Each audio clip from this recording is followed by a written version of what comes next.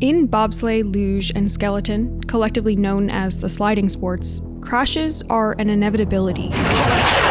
Tearing down the hill! Oh my goodness! It's traumatic, it's aggressive, it's anything that is extreme times 10. To think that somebody has gone to the Olympics without having had an episode like a crash is very unlikely. Christina Smith is a trailblazer in the sport of bobsled. One of the most experienced drivers in the field. But in the years since she's retired, she started to experience troubling symptoms. Long-term, short-term memory loss, anxiety, fear, depression, the inability to really stay focused and have emotional regulation. Eventually, she was diagnosed with a traumatic brain injury, even though she'd never once been diagnosed with a concussion. Just the fact that I was losing something of myself that I didn't realize potentially could have been contributed to the effects of the multiple runs, multiple vibrations, the concussions that actually I'd never been diagnosed with my entire career. There's growing evidence that when it comes to the sliding sports, catastrophic concussions like the ones you get from crashing might not be the main driver of brain injury. Micro concussions are. Concussions so mild they can often go unnoticed, and so common that they have a special name: sledhead. To understand how sledhead happens, you have to know how concussions work. Your brain is soft, with a jello-like consistency. Normally, it's pretty well protected by layers of bone and tissue. But if your head gets hit, or shook around, or just moves too fast, your brain can shift inside its protective casing, bumping up against the sides of your skull. When that happens, the fragile neurons that make up your brain can stretch or even tear. And when they tear, they release toxins that can harm other neurons, triggering a chain reaction of damage and leaving your brain vulnerable to further injury. Concussions are serious and come with scary side effects, but for the most part, they heal with time and rest. The problem is, not all concussions are obvious. Hey, if you got out of that sled and you're just a little bit dizzy and then all of a sudden it's like, no, I'm good, and you're full of adrenaline, and essentially if you have the will and the desire to get back up and dust yourself off and do it again, so be it. But even a mild concussion is a concussion, and if it's not given the time to heal, the damage can become more serious and cause more enduring symptoms. That kind of scattered brain and, inability to focus. So a lot of those little things. It's all those little things that make up sledhead. From the outside, sledding sports look smooth. A graceful, if fast, run down an icy track.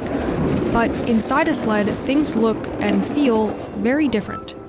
Sledding is, in a way, inherently brain-rattling. Even during the smoothest ride, a sledder is tossed about, shaken, bumped, whipped around corners. It's so extreme that if you haven't gone to the bathroom, if you haven't blown your nose, and if you haven't stretched, you have no idea what's going to happen to you. There's lots of bouncing and people moving quickly. Their heads are going everywhere. Peter McCarthy is a neurophysiologist whose research focuses on how various forces affect our bodies. He told me that sledding is a lot like a very, very intense roller coaster. They're rickety and they've got lots of vibrations and they've got high G-turns. G as in G-force, roughly the force of gravity or acceleration on an object. Going for a stroll on Earth, you're experiencing 1 G-force. Riding an average roller coaster, around 5. Military fighter pilots average 9 Gs. And the average football player receives 103 Gs when hit during a game. The G-force of an average concussion is hard to measure or generalize, but one researcher found that most diagnosed ones have a G-force between 85 and 95. And when another researcher measured the G-force of his own skeleton ride at the Whistler Olympic track, at its highest here, he recorded 84.5 G-force.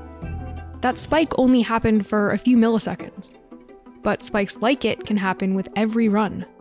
And then there are the vibrations. Long-term exposure to vibrations can lead to a range of serious health issues, affecting basically all of your body's systems. There are even international guidelines about how much vibration someone should encounter in a given period. And when Peter attached devices on the helmets, sleds, and backs of skeleton athletes to measure how much they were encountering, preliminary results showed that doing just one run could potentially put you over the limit. Sled head is a phenomenon which seems to be neurological in nature, and as a consequence you're thinking that maybe the vibrations are getting through into the brain, and that could be the cause of it. All racing sports deal with both G-force and vibration to a certain extent, but normally they get dispersed throughout your body. When you're in a sled, there's not much between your brain and the vibrations. I was so close and low that I had chips of paint and scratches on the side of my helmet from just tapping going all the way down the track. And so, of course I get out and I haven't had a crash or nothing would happen, but that just built up over time like a snowball. Years after she stopped sledding, Christina went to a specialist who ran a test called a quantitative electroencephalogram, or QEEG. The beauty of this is that it can actually see where your brain is firing, not firing at all, or partially or too much. When doctors analyzed her results, they saw this. Roughly, the red shading correlates to overactivation. In a brain that hadn't experienced trauma, those areas would be white.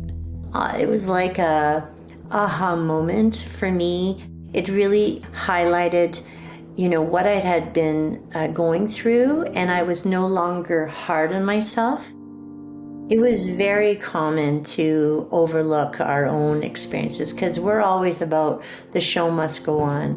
There's only so much we can learn from one person's brain scans or the data from a few runs. It needs an objective assessment of the discipline, basically, because if we just allow people to keep doing this, we don't know if it's safe for them to do that at the intensity they're doing it.